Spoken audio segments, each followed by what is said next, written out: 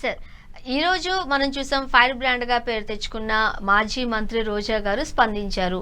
అభివృద్ధి చేయలేక మేము ఓడిపోలేదు అని చాలా గట్టిగా చెప్పారు. నెక్స్ట్ వచ్చేది మా ప్రభుత్వమే అధికారంలోకి, రైట్. రెడ్ బుక్ అని లోకేష్ గారు అంటే మేము గుడ్ బుక్ లో రాస్తున్నాము అని అన్నారు. ఎలా చూడాలంటారు ఈ వ్యాఖ్యల్ని? రోజా గారు good book concept Jaganmohan Reddy చెప్పింది గతం. ఇప్పుడు జగన్మోహన్ రెడ్డి గారు గుడ్ బుక్ మర్చిపోయినాడు. ప్రజలందరినీ రాసుకోండి బుక్లు అంటున్నాడు. పీపుల్స్ బుక్ స్టార్ట్ చేశాడు ఆయన. రెడ్ బుక్ పోయింది, గుడ్ బుక్ కూడా 2 రోజులు చెప్పినాడు. ఇప్పుడు పీపుల్స్ అందరినీ మీరందరూ రాసుకోండి. ఏం రాసుకోవాలి? మిమ్మల్ని ఎవరెవరైతే ఇబ్బంది పెట్టారో అధికారుల పేర్లు. నేను పులివెందులో అదే చెప్పాడు ఆయన. పీపుల్స్ బుక్ రాసుకోండి, మీరందరూ మిమ్మల్ని పెట్టిన తెలుగుదేశం పార్టీ నాయకుడు, మిమ్మల్ని పెట్టిన అధికారులు పేర్లన్నీ రాసుకోండి. మనం అధికారంకి వచ్చిన వెంటనే నా దగ్గరకు వచ్చి చెప్పండి, ఎవరు ఇబ్బంది పెట్టారో వాళ్ళే మీ ఇంటికి వచ్చి సెల్యూట్ చేసి మీకు సమస్య పరిష్కారంగా చేస్తానని చెప్తున్నాడు. ఆయన ఒక స్టైల్ తీసుకున్నాడు. అంటే ఇప్పుడు రెడ్ బుక్ పోయా, గుడ్ బుక్ పోయా, పీపుల్స్ బుక్ వచ్చేసి అందరూ బుక్లు రాసుకోమన్నాడు. మీ పేర్లంతా రాసుకొని మళ్ళీ నాకు తెచ్చేయండి అని. రోజా గారికి సంబంధించినంత వరకు రోజా గారు ఆమె పీపుల్స్ లీడరు. ఆమె చెప్పింది ఒక మాట నాకు కరెక్ట్.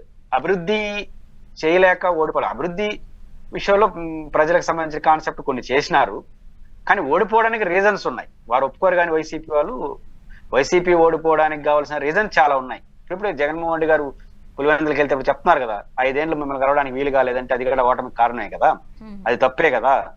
కాబట్టి కొన్ని సమస్యల పరిష్కారం విషయంలో, కొన్ని ప్రయారిటీ నిర్ణయించే విషయంలో, రాజకీయాలు నడిపే విషయంలో కొన్ని పొరపాట్లు వైసీపీ చేసింది. వైసీపీ ఓడిపోవడానికి కావాల్సిన తప్పులైతే చేసింది.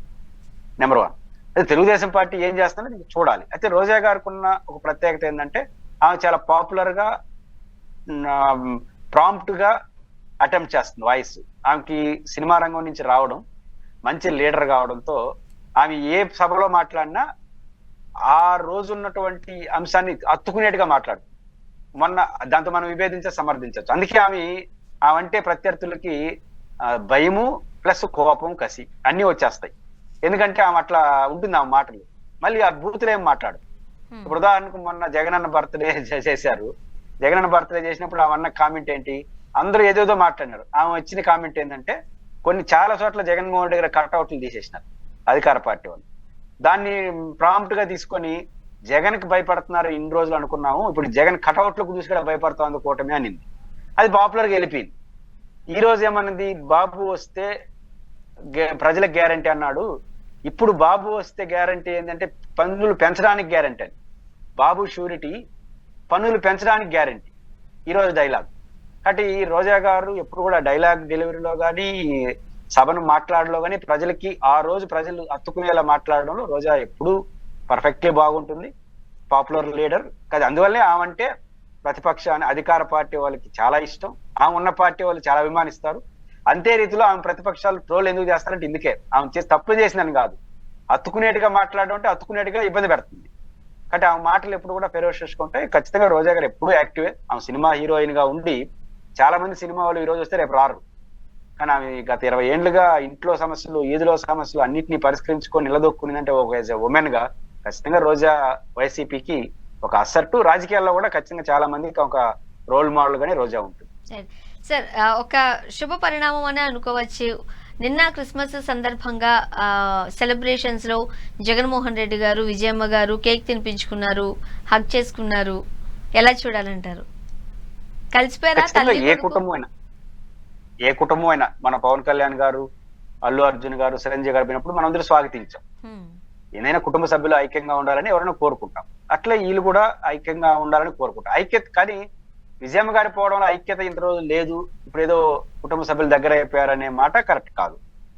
జగన్మోహన్ రెడ్డి గారు ఓడిపోయిన తర్వాత పులివెందుల్లో బలపడ్డాడు, కడప జిల్లాలో చాలా బలపడ్డాడు. ఎందుకంటే మా వాడు ఓడిపోయినాడు, మా పరిస్థితి ఏంది, మా ముఖ్యమంత్రి పోయినాడని కోపం, బాధ అన్ని వచ్చేస్తున్నాయి. ఇప్పుడు అదనంగా షర్మిలా గారి ఎపిసోడ్ తర్వాత కుటుంబంలో జగన్ బలపడ్డాడు. నిన్న కాదు, షర్మిలా ఎపిసోడ్దే బాగుపడి. ఎందుకంటే షర్మిలా ఎపిసోడ్ లో ఆయన కుటుంబ సభ్యులు కనీసం 400-500 మంది ఉంటారు. ఎందుకంటే ఆయన కుటుంబం చాలా పెద్దది. రాజశేఖర రెడ్డి గారికి 6-7 మంది, ఆయన వాళ్ళ తండ్రికి పిల్లలు, ఈయన తర్వాత భారతీయ వాళ్ళ తండ్రికి వాళ్ళ కుటుంబాలు, వీళ్ళందరూ చూస్తే చాలా పెద్ద కుటుంబం. దాదాపు భారతీయ గారి కుటుంబం, జగన్ గారి కుటుంబం అన్ని కలిస్తే ఒక మీటింగ్ పెట్టుకోవచ్చు. సభ వాళ్ళకి పులివెందుల సమీకరణ అవసరం. కుటుంబ సభ్యుల సమావేశం అంటే 500 మంది వస్తారు. 500 మంది 1000 మంది అంత కుటుంబం వాళ్ళది. ఈ కుటుంబంలో షర్మిలా గారు ఒంటరి అయిపోయినారు. మొన్న జరిగిన దాంట్లో జగన్ మరింత బలపడ్డాడు.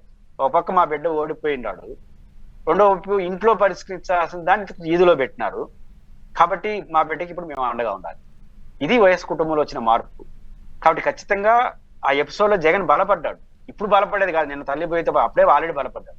విజయమ్మ గారు లెటర్ రాయడంతో మరింత బలపడ్డాడు. ఎందుకంటే విజయమ్మ గారి లెటర్ ని వాళ్ళ కుటుంబం యాక్సెప్ట్ చేయలేదు. కుటుంబం అంటే మళ్ళీ భారతీయులని కాదు, ఎంటైర్ ఈ ఫ్యామిలీ మొత్తం. ఎందుకంటే తండ్రి ఒక పక్క ఓడిపోయినాడు, ఇంకో పక్క చెల్లెమో ఇట్లా మాట్లాడుతోంది. మీరు ఏదైనా ఉంటే కొడుకుని ఇంట్లో వచ్చి తిట్టండి కొట్టండి కానీ ఈదిలో మీరు కూడా సపోర్ట్ చేస్తూ మాట్లాడేస్తే ఒక మాట జగన్ బలహీన పడిపోతాడు కదా నైతికంగా. ఓడిపోవడం వేరు, ఇంట్లో నైతికత ఇట్లాంటి టైంలో. కాబట్టి ఈ మొత్తం ఎపిసోడ్ లో జగన్ బలపడ్డాడు.